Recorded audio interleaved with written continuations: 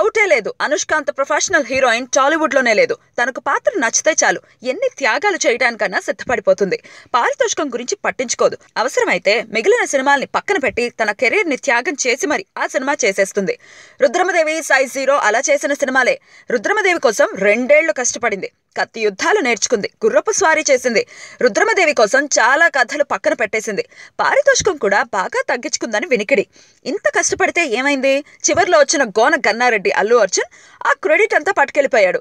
ఈ సినిమా ఈ మాత్రం ఆడింది అంటే అదంతా బన్నీ చలవే అన్నారు. దాంతో అనుష్క పడిన కష్టం ఎగిరిపోయింది. ఇప్పుడు సైజ్ 0 కూడా అంతే. ఈ సినిమా కోసం ఏ హీరోయిన్ చేయని త్యాగం చేసింది అనుష్క. దాదాపు 20 కేజీల బరువు పెరిగింది. అది తగ్గడానికి నానా పాటలు పడుతోంది. అయితే ఈ సినిమా ఫలితం కూడా అంతంత మాత్రమే. అనుష్క బాగా చేసింది కానీ జనం చూడరు అనేస్తున్నారు విమర్శకులు. ఇది పక్కా మల్టీప్లెక్స్ సినిమా అంటూ ముద్ర వేస్తున్నారు. మల్టీప్లెక్స్ కోసం అయితే అనుష్క ఇంత కష్టపడ్డం ఎందుకు? అంతకుముందు వర్ణ సినిమా కూడా ఇంతే. అనుష్క పడిన శ్రమంతా బూడిదలో పోసిన పన్నీరైంది. బాహుబలిలో అనుష్క ఇరగదీస్తుంది అనుకుంటే ముసలి మేకప్ తో భయపెట్టేశాడు రాజమౌళి. ఇలా అనుష్క అంచనాలన్నీ తారుమారు అవుతూనే వస్తున్నాయి. సైజ్ 0 ఫలితం చూసుకున్నాక కూడా అనుష్క ఇక లేడీ ఓరియంటెడ్ సినిమాలు చేస్తుంది అనుకోవడం అత్యాశ అవుతుంది.